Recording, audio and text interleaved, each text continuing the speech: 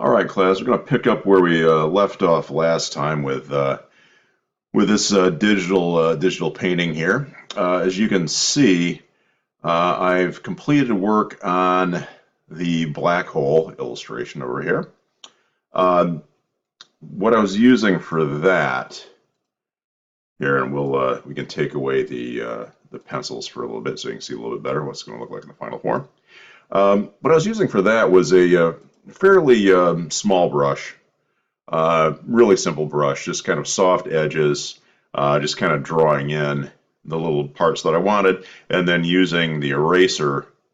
Again, the eraser I was using was fairly small. I think it's actually smaller than what it's set on right now, um, to cut away little parts of it to just to make it look a little bit better.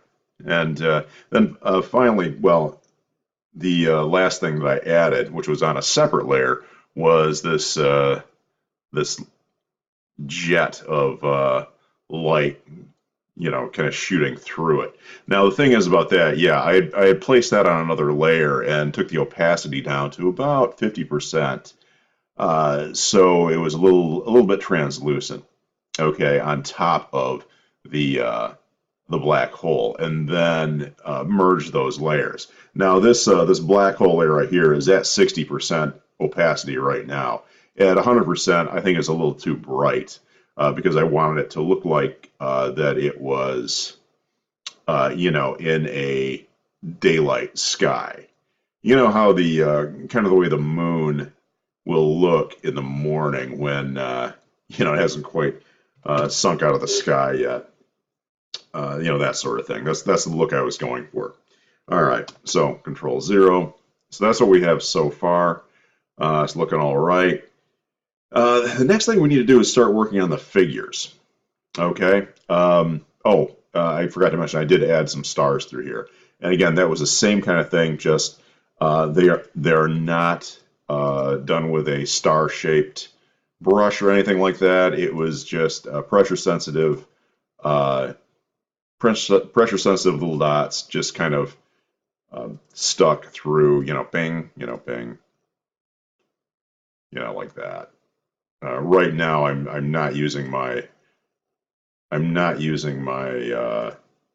stylus, so it's not pressure sensitive. And when I just did that, I was like, oh, I'm making some of these look like they stand out a little bit more. So I'm actually going over right now the larger stars that I see and making them just look a little bit brighter. Using that soft brush works pretty well. I've got an odd shaped one there too. Let's take care of that. Yeah, see that? Looks like a little double star or something like that. But we'll just go right in the middle. Some variation there. And these are just popped in here randomly too. It's not like there's some far off galaxy, who knows, whatever, I don't know. It's not like I said, there's no real storyline here. It's just some Star Trekky looking people, and some alien guide. And it's not even really Star Trek. Okay, there's no concept. It's just artwork for the fun of it. Okay, so here are our figures right here. I need to start embellishing them a little bit more. I kept this fairly loose, and you can see here they're really sketchy and stuff. And the thing is, too, at this point, if you wanted to, you could actually go in and start, playing around with, adding more detail and stuff. In this case, you can see here that it's, fairly fairly rough. But it should be good enough to get started. If you're not feeling good about that kind of thing, you can always just go back to your pencil layer here, and just grab your regular pencil or something like that. Not pencil. We'll use a brush. Pencil will be a little too chunky. We'll use a hard round, but we'll use it fairly small. And if you want to start adding more detail, you can start doing that. Whatever, that kind of thing. I don't think I'm going to really bother doing that because, like I said, with this one in particular, with this particular painting, I want to keep the keep a fairly painterly look. I don't really want to have ink trap lines like you usually have in a comic book, right? And that's what my, if you've taken my classes, that's a lot of my stuff is kind of comic book related. This I just want it to look more like a paperback illustration. Okay. So that's why we're doing it the way it is. All right, I'm going to start blocking in some color here. I'm going to use the pencil tool, okay, and just start putting in blocks of color. Again, this is going to take a little bit of time, so I'm going to, while I do this, I'm going to probably pause this momentarily and start putting in some color. Remember, when you're blocking in color, you just make pencil lines, make pencil trap lines, and then just use your paint bucket to drop in the color. Okay, as you can see, I've started to block in some color using my pencil tool. One thing I've also done here too is I've sort of saved my swatches as I go. As you notice over here in my color palette, I've added a couple of new colors. I don't know if you would be aware of that. But right here, this is Bug Guy Green 1, Bug Guy Green 2, which is the shades of green for the skin, light and dark. And then there's the Bug Guy Tunic and Bug Guy Tunic 2, which is, they both look kind of like they're black, but they're not. Okay, this is a very dark purple through here, and this is a very dark green. Okay, so once you have your colors kind of figured out, it's always a good idea to just drop those over there, into your palette and save those for later. That way you don't have a lot of variations going on and things like that. So let's just go back to this here. Notice that we're on our figures layer here, so that everything still is separate. I'm going to go ahead and just pencil in a little bit of action there. Switch this around. This is almost like a dark brown or something like that. It's actually a green. If you were to lighten it up right from the get-go, it'd be green. So we'll just drop those in there like that. Okay. And let's see, in this area here, I'm just thinking about how I want to divide the color up, where it would be. I've made a note here on where some gleams would be. That would be, basically white, shiny areas. I think on this side, though, it would probably be something like that for this part of the hand right here. I think the rest would probably be pretty much in shadow, so I could just draw basically the outline of the shape and just drop that in, and that should work. Okay, now I'm going to eventually be blending that stuff together. Now right over here, judging by where the light is falling, so I think that this would be the dark area through here. Okay, I'm just sort of figuring it out as I go.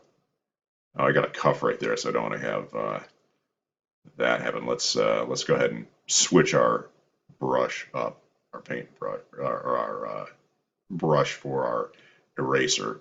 Okay, take that out. I want to make sure I have the right tone there. And we'll just put that back in there like so, and then maybe right there. And then let's go ahead and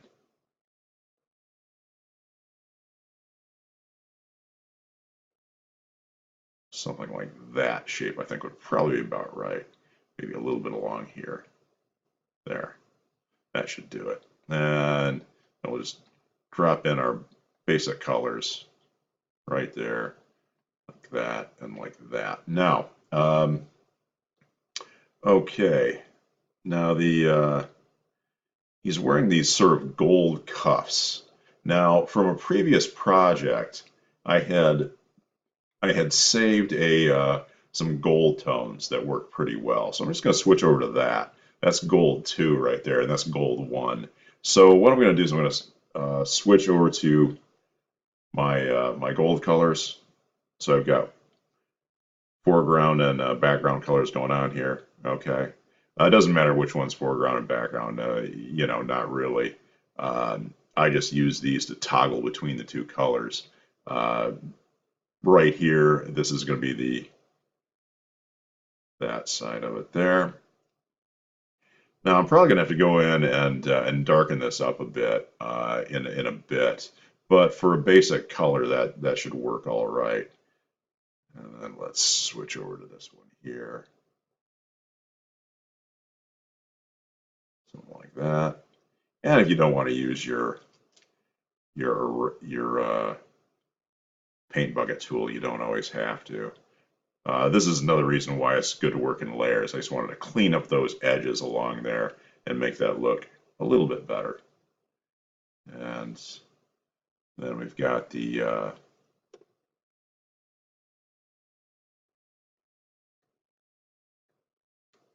this cuff over here. Something like that. That's a little bit big, but I can always switch that out later. Let's go ahead and do that. Oh, looks like I need a little bit more green there. So let's go ahead and switch over to that. Get our green, and there's a little bit of forearm that I missed right there.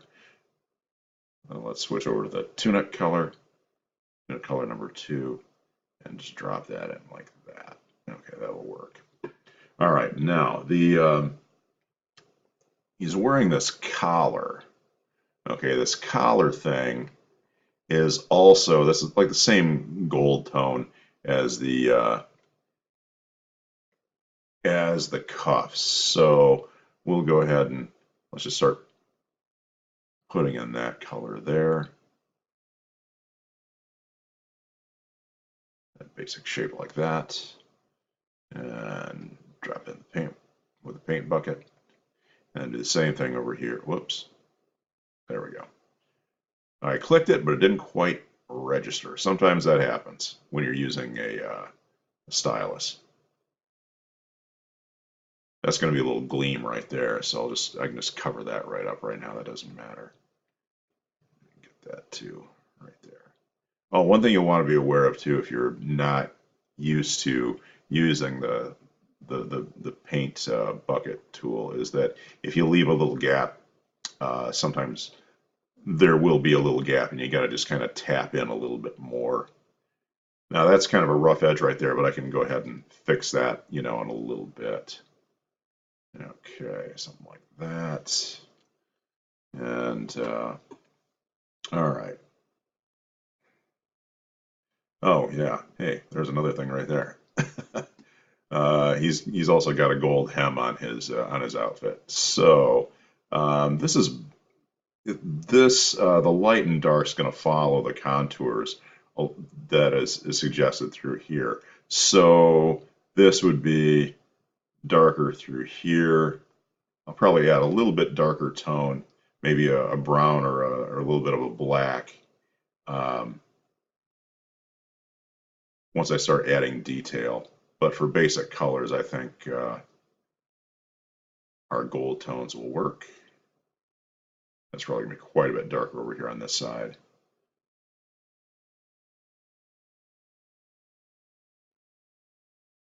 Something like that. And these little lines right here are indicative of where it would be like a little gleam of white, a little reflective light on there. Okay, so let's zoom out. All right, that's looking about right. I mean, it's still pretty rough, but you get the idea. Now, he's also got a staff. I've got to do his head yet and all that kind of stuff, but I'm just kind of moving my way up.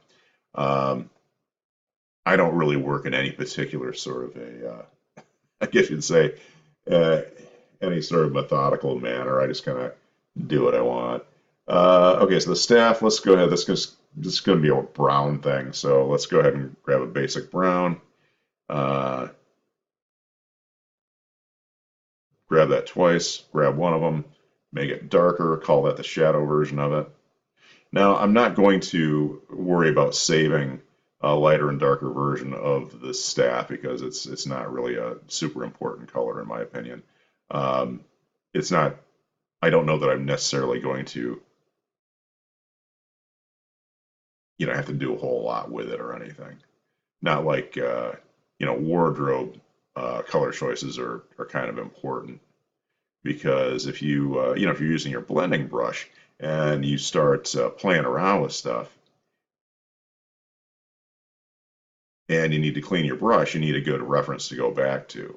Now, with something as simple as a staff or something like this, well, not that big of a deal. I know there are people that are like, oh, everything's a big deal. Yeah, no, it's not. All right. Now, eventually, what I'm going to have to do too is I'm going to have to bring this shadow up a little bit closer to here and have it meet the shadow of the staff. Remember from drawing one that shadows they're like liquid, okay? Every cast shadow starts as a form shadow, right? So this little bit of the shadow needs to meet this part of the cast shadow needs to meet this part of the form shadow.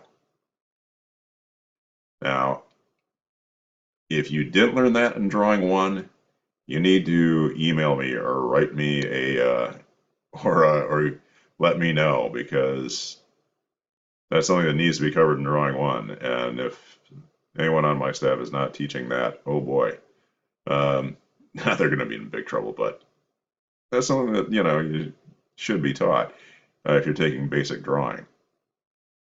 Yeah, form shadow, cast shadow, all that stuff. I'll assume that your education has covered that. All right. Now, notice I'm not really bothering with my with the paint bucket to do the job here. I'm just penciling it in because it's fairly narrow.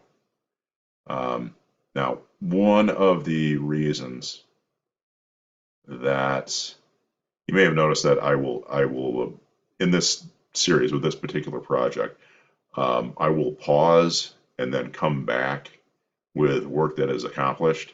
The reason for that is that because of the large size of this piece, this is 22 inches across here by 11 inches tall. Because it is so large and 300 DPI, is that occasionally my computer wants to bog down.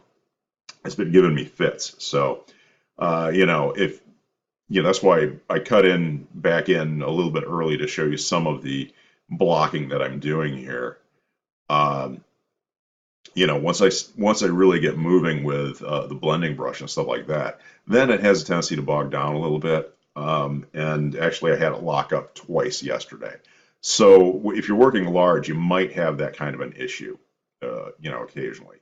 Not that big of a deal. The nice thing about Photoshop nowadays is that if your computer does bog down and does come to a screeching halt, um, it will save your work for you. It will restore what you had.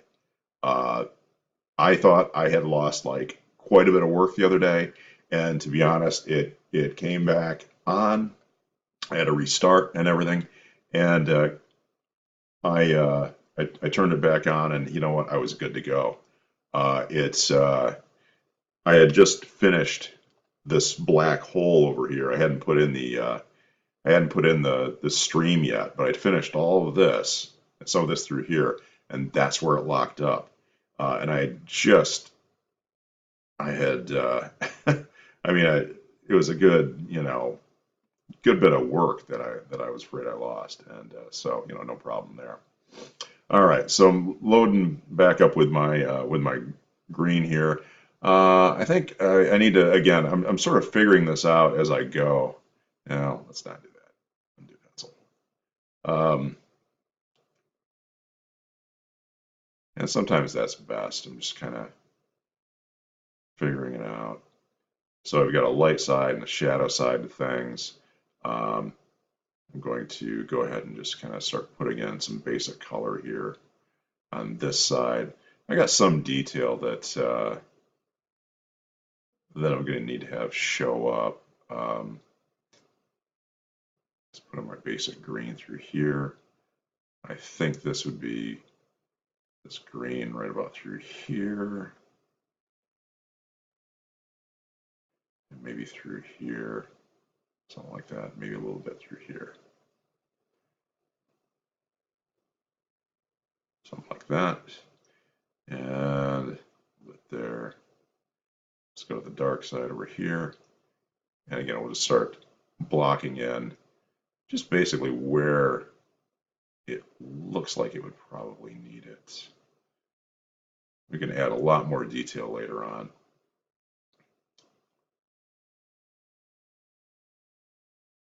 Now,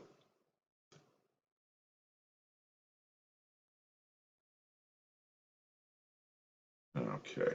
Now, what I'm doing here, because of the basic curvature of this sort of shape, this would be in shadow under here, I'm pretty sure. I'd also probably have some shadow on the back side here. This side over here would be pretty much dark. So I can just take that whole thing, just start blocking in.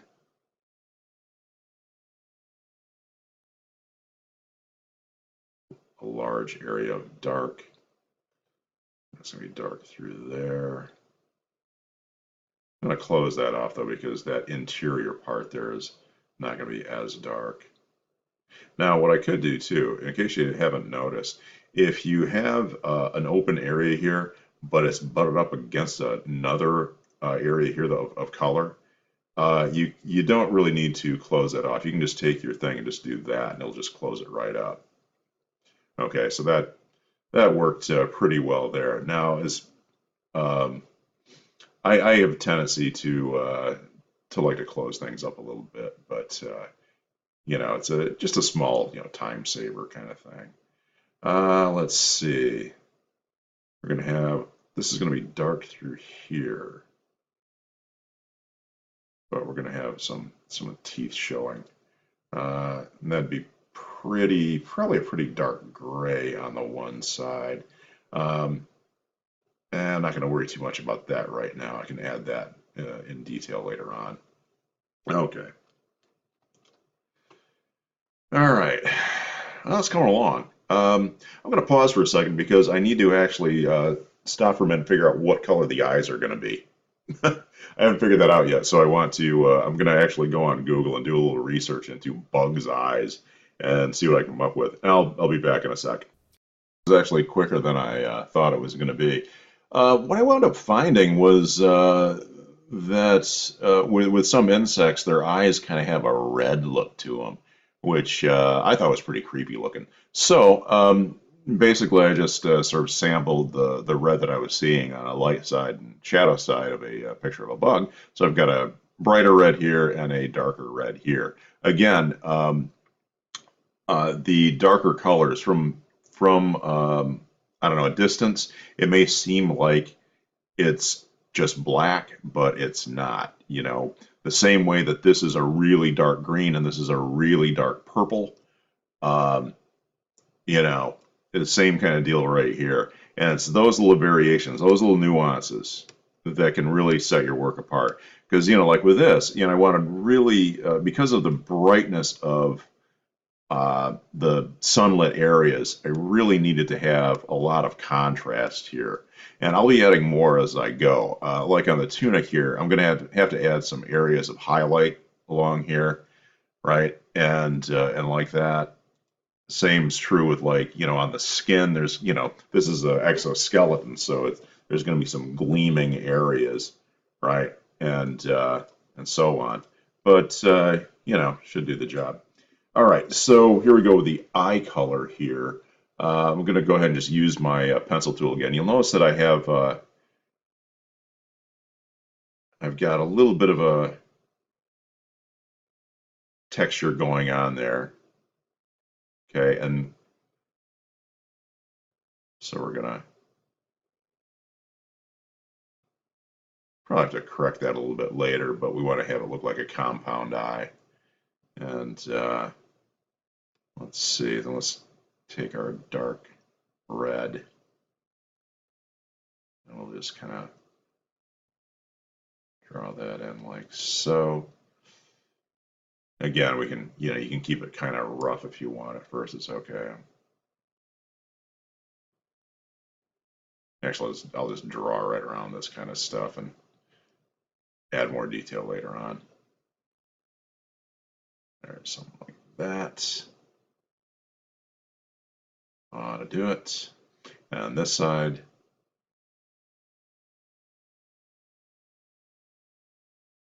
now there should be enough of a variance in color that between this dark green and this dark red that they shouldn't blend together. Let's check it and see. Yep. See, there's enough of a difference there. I was able to use the paint bucket, and it didn't blend over into the other side there. So that's a good thing. And then the red is going to be over here on the other side, a little bit of sort of reflective, a little reflective light action. We're going to add some white to that later on. And while that's loaded, we'll just dump that in too. Okay, we're gonna have to get a lot more detailed with the compound eye thing later on, but that's cool.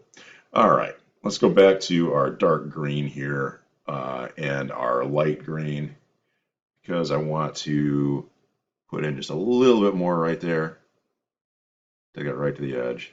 Dark green, we'll run that right up to something like that. Let's see. And, well, we've got some hairs sticking up here. Let's see. I'm not sure what color I want to make those just yet. They're probably going to be pretty dark. So I think what I'd probably do is, maybe I'll just stick with this shade here, but I'm going to make my my brush a bit smaller here. And we'll just kind of do something like that. Even darken this side. I think on this side I'm going to put in a little strip of light here. I don't know. If that's too close of a color, I could always just switch to like a brown. Maybe that would work better. Just go with like a brown there. Yeah, I think that works a little bit better. Let's just use our dark brown from over here. We'll just sample that for convenience sake. We'll just kind of do this. It's kind of drawing over top of the dark green. That's okay. You can. Eventually, we're going to use a blending tool to get all this to work out anyway. We'll use a blending brush and probably just a little bit of. Might just use just a soft brush in some areas too, just to give it more of a painterly feel. Now back here, I think I'm going to go up here and grab kind of a. Let's go with a gray, and let's put it in the blue range. A little more like that, and we'll just tinge it blue slightly.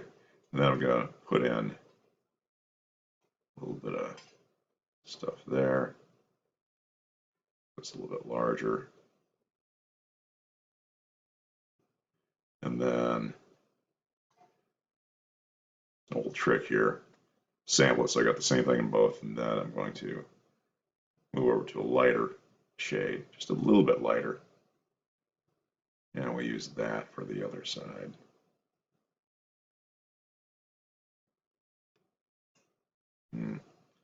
Might need to go a little bit lighter still, I'm not really sure. Yeah, let's do that just a little bit lighter.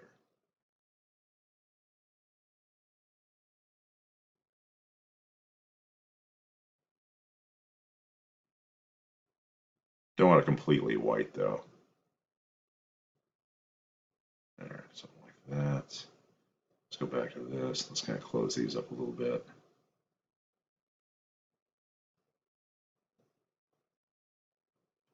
There, that's disgusting. All right, which is what we want. Okay, well, there's our basic color blocked in for the bug guy. Okay, we're at almost a half an hour right now, so I think that's a good place to stop for now. Okay. What I'll probably do before next time is start blocking in the rest of the color for these guys over here. Also adding a little bit more detail and stuff like that. And then, of course, we'll start blending and bring out a lot more stuff with these figures here. All right. So let's just, of course, we'll hit save, let it do its thing, wait for that to get to 100%, and call it good. Okay, I'll talk to you guys later.